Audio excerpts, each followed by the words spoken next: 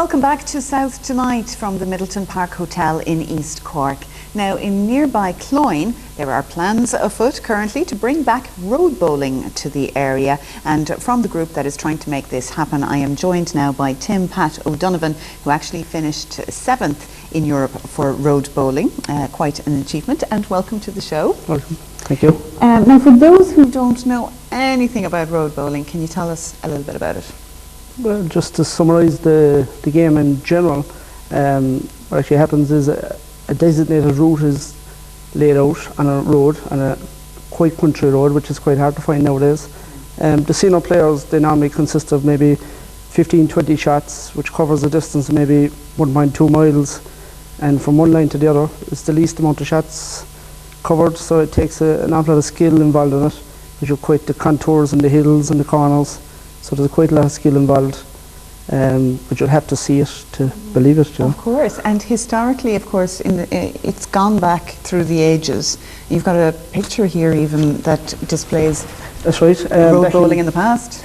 200 years ago approximately, a man called Daniel MacDonald played a famous score, and there was a portrait taken of it. It's actually, you can see this picture in the Crawford Art College in Cork at the moment, so we're proud to have it down in Cloyne at the moment. So it's from that really that is our bearing, that it was there before.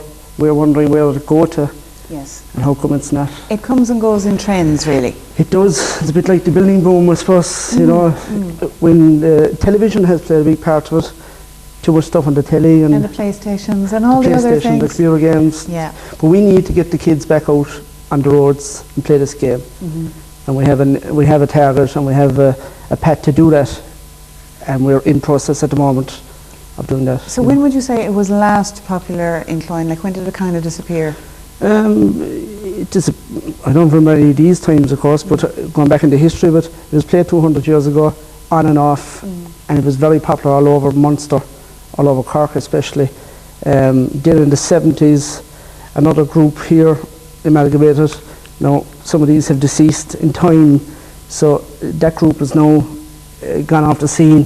Another group came back in the 80s, a group in the 90s. It was coming and going. Then the organisation started getting strict on insurance, health and safety, people on the road. All that, they're big issues. You can't bring kids on the road nowadays and expect everybody to be safe and sound. So. And you have brought us up to date with this picture you have here as well. 2 pictures actually from last year. Funny enough, this is actually a brother of mine sizing up a shot at the King of the Roads in Lisgould nearby. And what's involved there, he's got a mentor in front of him, lining up the shot, and he's telling him what to do with the shot. The bit of grass is a thing that we put on the ground to give him direction of where he has to play the shot. So. Interesting. That's his role in that one. And there he is in mid-action. That's right. That is actually the full swing of a road bowler in action, and that he is the current #1 in Europe for Moors bowling. Okay. What's his name? Philip O'Donovan, a brother of mine. Yeah, fair play. And these are his medals that you have? They're his medals. He asked me, I don't know what I show him off. He said no one has ever come to see him. Very few people know in East Cork that he does this game. Which is part of the problem, right? This is the problem. This is why we're here. You have all these great achievements, but it's not necessarily being shouted from the rooftops. Absolutely not. Okay, and the medals are beautiful, really. Yeah, he has them for Moors bowling, which I've shown you a sample of the bowl. Oh yeah, I have some bowls here. Maybe you'll explain to me the difference between them. The first one, it's the quite large timber one. Yeah. It's the Moors bowl. It's sandalwood. It's with lead inserts. And that's the one he won the European gold medal on in Mallow last year. So he's European #1 in that game. And this is probably the lighter of the 3. It is. That one weighs 370 grams, and it played on a lawn, not on the road. Okay, and that's why there's a difference in how they. That's right. It's the Dutch people that play that game. That's the German bowl. The German bowl. Yeah. So wood and lead inserts as well. Okay. And they play that. It's played on lint before it touches the ground, so it's thrown high and it's measured when it hits the ground. Okay. So and then finally your road bowl. That's our one. Okay. It weighs 28 ounces, about 2.5 inches in diameter. So it's a special item. It's not a toy, and that is a big problem as well. It needs an awful lot of guidance from young people, from mature people to young people, in order to highlight the issues of safety. Yes, because people do get hurt with these, you know.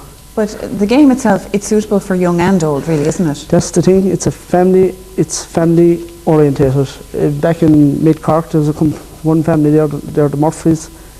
Their mothers, their fathers, their grandfathers, their grandchildren. They all go every Sunday.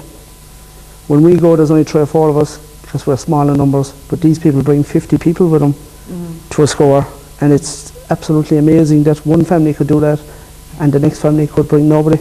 Yeah. So we need to generate family orientated, family friendly. Right. At the moment, that's the plan of attack. So as well as needing the people to come out into the bowling, you need the spectators then as well. But the more people you have doing the bowling, that just kind of happens automatically then. Yeah. It's going to take young people. It's going to take young people. We have to start at the bottom again. There's too much of a gap after happening. Yes. And nobody has done anything about it. But unfortunately, the players that have gone through over the last 20 years as well, they haven't done enough to revive it either. They should be putting something back in. People done it for them to get it going. They should be putting something back in, and that's why I'm here today. Right, yeah, no problem. What about the issues that you spoke about, you know, insurance and safety and, you know, how can those be resolved completely? Resolved completely through proper safety practice, as in signs prior to where the match starts, stewarding, a lot of officials, and people knowing what is dangerous and what isn't dangerous. It starts at the bottom, really. I mean, you can't bring a 30-year-old out and expect him to know everything. He must start at the bottom and work his way up. It's like going to a hurling match. Everyone knows what to do when they're out on the big day, but it did start somewhere else along the line, you know. And what do you think makes Cloyne the ideal place to have road bowling? Well, I think the heritage is there. It's a heritage town, and we're trying to get the people to come into Cloyne. Let's get it going again. There's a lot of doom and gloom at the moment in the market out there. Let's revive something. People have a lot of spare time at the moment. There's a recession on, people are idle. We need to get people back out there, and I think people have spare time.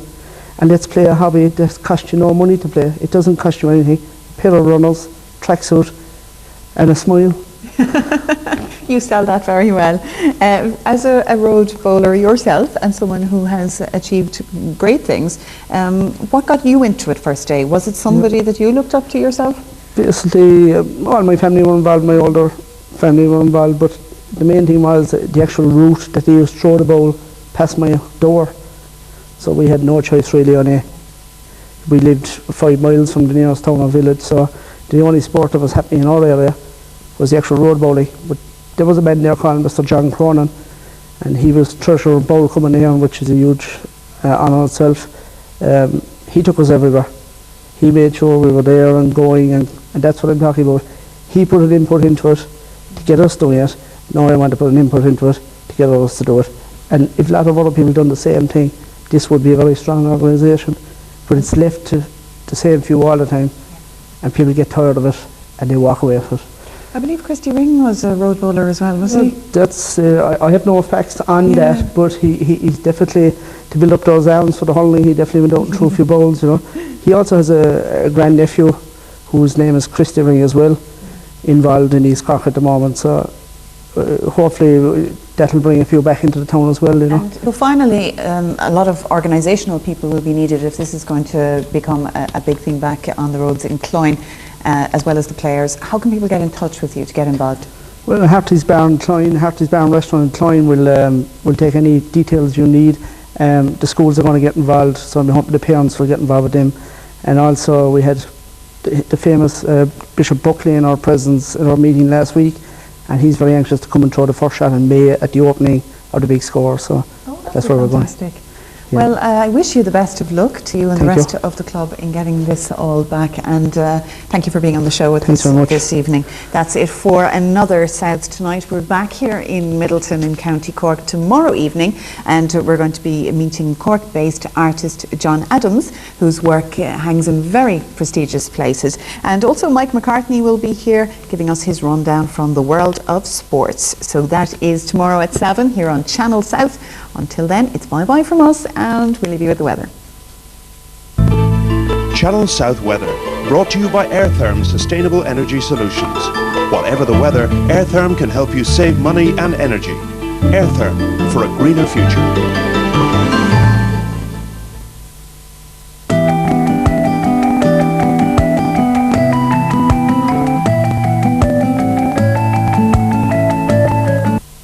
Kerry Senator encourages us to holiday at home. And house prices took another fall in February.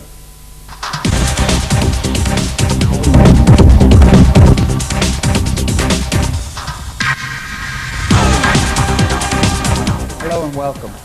On Board Planola today announced that an oral hearing is to be held in relation to the Ringaskiddy incinerators. The Planning Board received 284 submissions from across the community with regard to the proposal to build hazardous and municipal waste incinerators at Ringaskiddy. The hearing is scheduled to start on Monday the 27th of April 2009 and will be held at Cork Airport Hotel.